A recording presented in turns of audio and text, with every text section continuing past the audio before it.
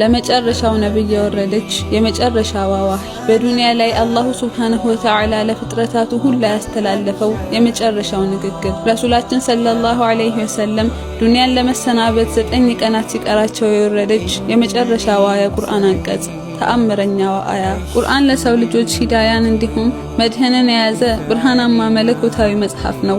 የህይወት መመሪያ መንሃጁል ሐያትም ነው። አላሁ ሱብሓነሁ ወተዓላ በዚህ መጽሐፉ ተራ የነበሩ ህዝቦችን ከፍ አድርጓል፣ በእርሱም አመፀኛ የነበሩ ህዝቦችን አዋርዷል። ይህ ታላቅ መጽሐፍ የታላቁ ነብይ ሰለላሁ ዐለይሂ ወሰለም ታላቅ ተአምርም ነው።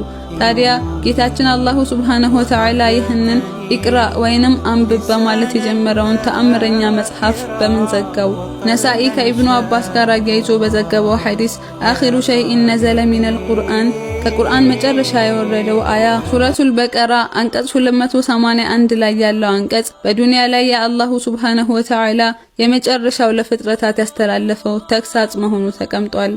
واتقوا يوما ترجعون فيه إلى الله ثم توفى كل نفس ما كسبت وهم لا يظلمون በእርሱም ውስጥ ወደ አላህ የምትመለሱበትን ከዚያም ነርሱ የማይበደሉ ሲሆኑ ነፍስ ሁሉ የሰራችውን ስራ የምትሞላበትን ቀን ተጠንቀቁ ይላል። ሱብሃነል ሐይ ምን ያለ ፍጹም አጨራረስ ነው። አላሁ ሱብሓነሁ ወተዓላ ለአመታት ታሪኮችን፣ ህግጋቶችን እንዲሁም መመሪያዎችን በቁርአን ሲያወርድልን ከቆየ በኋላ በመጨረሻም ያንን ሁሉ ነገር በአንድ ታላቅ ምክር ጨረሰው።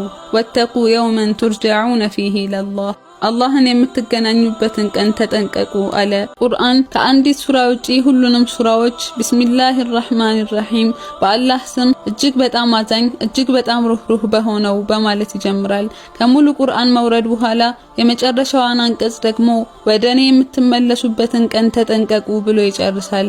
ይህ ነው የኢስላም ሚዛናዊነት መሰረቱ። አልኸውፍ ወረጃ ተስፋና ፍራቻ፣ ምህረትና ኃላፊነት። እነዚህን ሁለቱንም ሳንለቅ ከያዝን ያኔ በቀጥተኛው መንገድ ላይ ቀጥ ብለን መጓዝ ይቻለናል። አላሁ ሱብሓነሁ ወተዓላ እንዲህ እያለ ይመስላል፣ የአደም ልጆች ሆይ እኔን ለመገናኘት ተዘጋጁ። እናንተ የሰው ልጆች ሆይ ቃላቴን አድምጣችኋል፣ በየጊዜው የምልክላችሁን ምልክቶቼንም አይታችኋል፣ መልእክቴ በርግጥ ደርሷችኋል።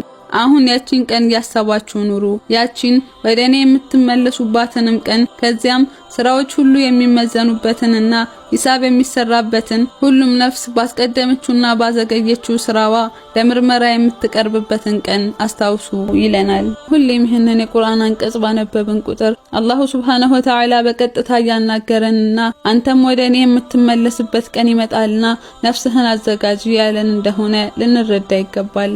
የጌታችንን የመጨረሻ ማስጠንቀቂያ እናስተውል። በእርሱም ውስጥ ወደ አላህ የምትመለሱበትን ከዚያም ነርሱ የማይበደሉ ሲሆኑ ነፍስ ሁሉ የሰራችውን ስራ የምትሞላበትን ቀን ተጠንቀቁ ሲል ቁርአንን የደመደመበትን አያም ሁሌም በልባችን ውስጥ እናኑር። አላሁ ሱብሓነሁ ወተዓላ ወደ እርሱ ከመመለሳቸው በፊት ለዚያች ቀን ከሚዘጋጁት ያድርገን። አሚን።